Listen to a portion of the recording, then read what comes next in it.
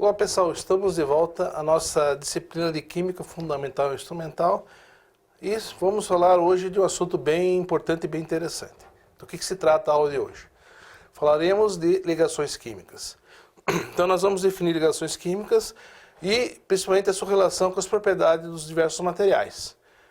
Então nós falaremos sobre a importância de se entender ligações químicas, os tipos de ligações existentes e quais seus mecanismos e a relação entre os tipos de ligações e as propriedades das substâncias. Então, a importância das ligações químicas. Conhecer como elas ocorrem permite entender como os compostos se formam e como os novos compostos podem ser criados. Então, notem, esse conhecimento tem uma certa relevância. As pesquisas, por exemplo, envolvendo sangue artificial, novos fármacos, produtos químicos para agricultura, polímeros, baseiam-se principalmente na forma como os diversos átomos se ligam. Então é um conhecimento bem relevante. E por que reações químicas ocorrem? Então, basicamente, os átomos se ligam uns aos outros através de ligações porque os compostos resultantes são mais estáveis. Em termos de energia, eles possuem menor energia do que os átomos separados. Aqui nós estamos falando de menor energia, mas é um tipo específico de energia que não foi colocado aqui, porque nós não vamos entrar em detalhe. Mas seria energia livre de Gibbs. As ligações ocorrem através de interação dos elétrons da camada de valência. Lembra que nas aulas anteriores, principalmente na de configuração eletrônica, nós vimos como determinar essa camada de valência. Então ela é importante nesse instante das ligações. Então, quando nós falamos de ligações químicas, nós estamos falando de transferência e compartilhamento de elétrons, esses elétrons da camada de valência. Em função disso, existem três tipos de ligações, que também são chamadas de forças intramoleculares. Ligações iônicas ou eletrovalentes, onde há transferência de elétrons. Ligações covalentes, onde há compartilhamento, mas um compartilhamento localizado. Ligações metálicas, um compartilhamento deslocalizado. Vamos ver à frente o que tudo isso significa. Então, a ligação iônica envolve basicamente dois íons. Átomos que cedem elétrons, que vão se tornar cátions, e átomos que recebem elétrons, que se tornam ânions. E a transferência de elétrons é feita de forma definitiva.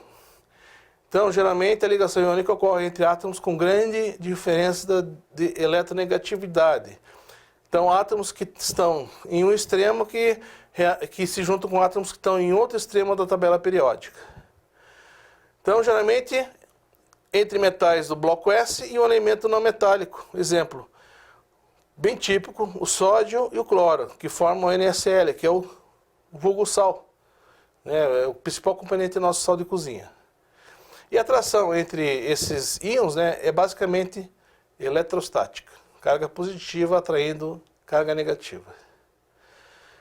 Então aqui tem uma ilustração mostrando como é que isso acontece.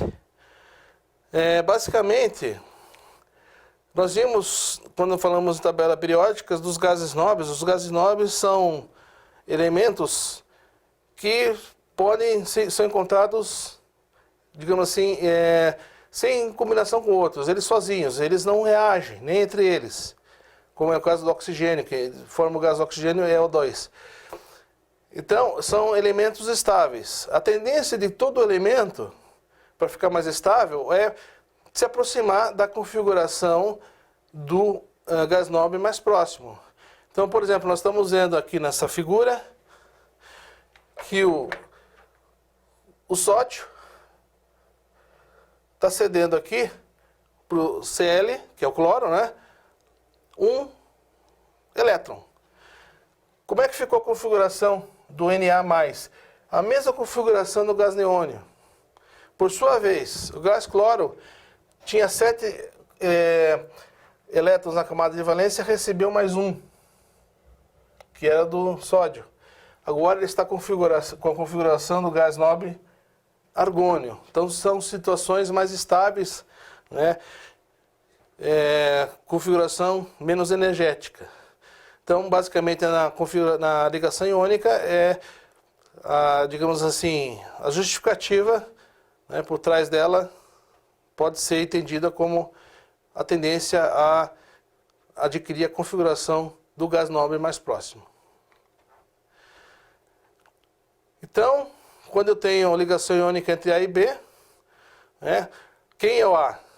Seria o cátion, que vai ceder elétrons, geralmente são metais, né? E o B seriam os ânions, tendência de receber elétrons, a metais, semimetais e o hidrogênio. Então, esses elementos é que caracterizam, né, esses dois tipos de participantes da ligação iônica. A ligação covalente. Ao contrário da ligação covalente, onde um átomo cede elétrons para outro, né, aqui, na verdade, ambos os átomos eles precisam receber elétrons. Ambos os átomos tendem a receber elétrons. Então, o processo aqui é o seguinte: eles vão pegar e vão compartilhar elétrons. Vão formar pares eletrônicos. Então, tipo, um empresta para o outro e o outro empresta por um. Basicamente é essa a ideia. E esse par de elétrons justamente vai ter um elétron de cada átomo. Então, por exemplo, aqui não está mostrado, mas um exemplo típico é o oxigênio, né? O oxigênio, quando se forma o gás, né, ele vai fazer um processo de compartilhamento. A ideia, quando se faz esse compartilhamento, né, o oxigênio vai compartilhar dois pares de elétrons, é que você, no compartilhamento, você segue a regra do octeto. Na verdade, a regra do octeto nada mais é do que você atingir 8 elétrons na camada de valência. É uma justificativa semelhante à formação dos compostos iônicos, onde a tendência é você adquirir a configuração do gás nobre mais próximo. O gás nobre, com exceção do hélio, tem 8 elétrons na camada de valência. Então, eu tenho, por exemplo, átomos A e B, ambos tendem a receber elétrons. Então, ambos podem ser o hidrogênio, a metais e semimetais. Então, por exemplo, o nitrogênio, ele tem 5 elementos na camada de valência, 5 elétrons, né? Ele vai precisar de mais 3, ele vai compartilhar 3 pares de eletrões contra o nitrogênio e forma gás nitrogênio. O oxigênio, 2, o hidrogênio, 1 par. Os exemplos aqui, ó, que eu acabei de falar. Então aqui tem 3 tipos de fórmula: a fórmula molecular, eletrônica e estrutural plana. Então note, o hidrogênio precisa compartilhar 1 par de elétrons para atingir a configuração do hélio. O oxigênio compartilha 2 pares, né, para atingir a configuração do gás nobre mais próximo, e a mesma coisa para o nitrogênio. E as representações, né, dessas ligações também na forma estrutural plana, né? Cada par compartilhado, né, é um tracinho. Mais exemplos: a água também o hidrogênio forma ligações covalentes com oxigênio. Amônia, o nitrogênio forma 3 ligações covalentes, uma com cada hidrogênio, de tal forma que o hidrogênio fica com 2 elétrons na camada de valência e o nitrogênio atinge 8. Outro exemplo é o metano, e assim por diante. Só que essa regra do octeto, na verdade, tem muitas exceções. Na química tem disso, você usa vários modelos que eles funcionam razoavelmente bem em várias situações, mas não são regras, digamos, definitivas. Então, existem sempre várias exceções, mas na falta de um modelo melhor, né, nós continuamos trabalhando, né, dessa forma. Então, existem compostos que envolvem boro, berílio e alumínio que não seguem essa regra. Por exemplo, vou pegar apenas um aqui, ó. O alumínio, quando forma o cloreto de alumínio, ó, ele vai fazer o compartilhamento de somente 3 pares eletrônicos. Ele fica com 6 elementos ali na camada de valência e não precisa mais do que isso. O berílio é a mesma coisa e o boro, outro exemplo ali. São exceções. Tudo isso, todas as exceções ocorrem principalmente pelo fato de que todos aqueles orbitais que nós vimos, né, S, P, D, F, etc., eles interagem entre si. Então, às vezes, eles mudam o formato para uma situação que não é prevista dentro, né, dos padrões normais. Ligação metálica. É uma ligação típica dos metais. Então, as propriedades dos metais, elas são muito diferentes das observadas pelas outras substâncias, justamente pelo tipo, né, dessa ligação. É uma ligação metálica, né? Ela é um compartilhamento deslocalizado. A covalente não, é localizada. Ela está localizado entre os átomos. Aqui é deslocalizada. Nós vamos ver no próximo slide o que significa isso. Bom, o fato de você ter ligações mecânicas, né, traz algumas propriedades que são típicas dos metais. A maior parte dos metais é sólida, temperatura ambiente, né? A única exceção é o mercúrio. Os metais apresentam cor típica prateada, praticamente todos. É um brilho característico, né? Por exemplo, a prata é prateada, né? Claro, a prata é prateada, mas na verdade a maior parte dos elementos tem o mesmo tipo de brilho que a prata. Exceções são o cobre, que tem aquela cor típica meio avermelhada, e o ouro, que todos conhecem. São exceções. Então, a ideia da ligação metálica é um compartilhamento deslocalizado, ou seja, os elétrons estão soltos dentro da estrutura que contém os núcleos dos átomos. Então, eles ficam, digamos assim, formam uma espécie de nuvem. Então, eles podem caminhar entre a estrutura. Se um elétron vai para o lado, o outro vem no sentido contrário para compensar, eles estão deslocalizados e meio que viajando dentro da estrutura. Então, o fato de você ter esses elétrons basicamente soltos dentro desse retículo dá uma grande liberdade a eles se moverem através do cristal. E isso traz características que são típicas dos metais. Alta condutibilidade. Por isso que eles são condutores de corrente elétrica muito bons. E de calor, porque os elétrons estão livres para caminhar dentro da estrutura. O fato de também eles estarem livres permite uma boa maleabilidade, ou seja, boa capacidade de você construir, a partir do metal, lâminas, chapas muito finas. E também ductibilidade, capacidade de produzir fios. Tudo isso devido ao fato do tipo de ligação metálica ser através de uma nuvem eletrônica, né? Uma ligação deslocalizada entre os diversos átomos. Agora, falando mais das propriedades, né, dos materiais associados aos tipos de ligação, nós temos as substâncias iônicas, que são formadas justamente por ligações iônicas, e geralmente essas substâncias formam retículos cristalinos, cristais. E isso dá uma característica típica para essas substâncias. As substâncias iônicas são sólidas em condições normais de temperatura e pressão, são muito duras e são quebradiças.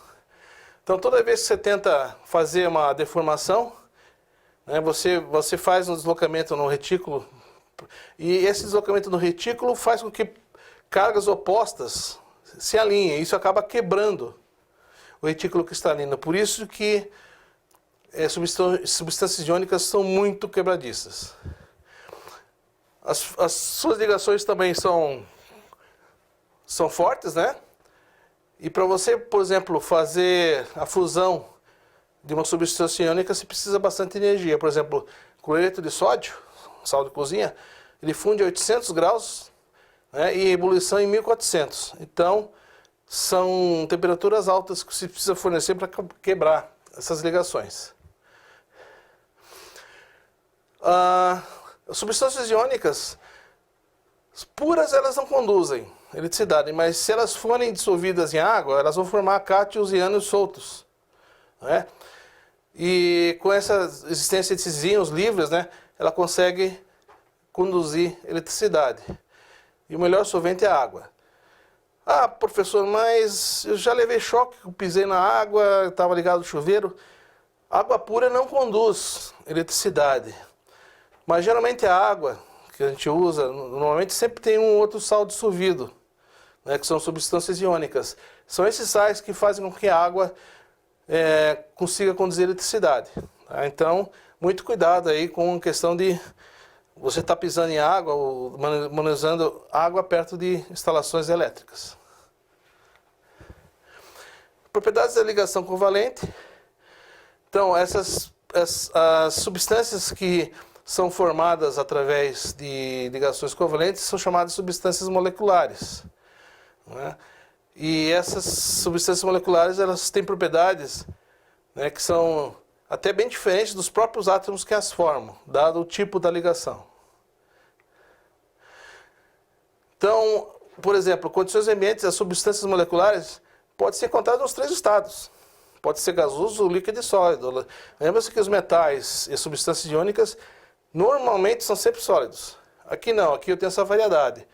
Por exemplo, o hidrogênio, gasoso, a água, líquido, e a sacarose, que é um açúcar, né, é sólido. A temperatura ambiente, digamos, de 25 graus e pressão normal, que seria uma atmosfera. Geralmente elas têm temperatura de fusão e temperatura de ebulição inferiores às substâncias iônicas. Aqui tem uma tabelinha só para fazer essa comparação. Então vamos pegar só uma substância aqui conhecida. Por exemplo, a água, ela tem uma temperatura de fusão a 0 graus, né, o gelo. Se eu pegar, por exemplo, cloreto de sódio, 800 graus. E assim por diante. Então, normalmente, os pontos de fusão e pontos de ebulição de substâncias moleculares são menores. E se puras, elas não conduzem corrente elétrica. Exceções são alguns ácidos, né? Que o ácido, quando colocado em água, né, ele ioniza, né, forma eletrólito, aí pode conduzir corrente elétrica. E a ligação metálica. Os metais formam também, como as substâncias iônicas, formam cristais reticulados, como são mostrados aqui. Tem vários tipos de reticulados cristalinos, né?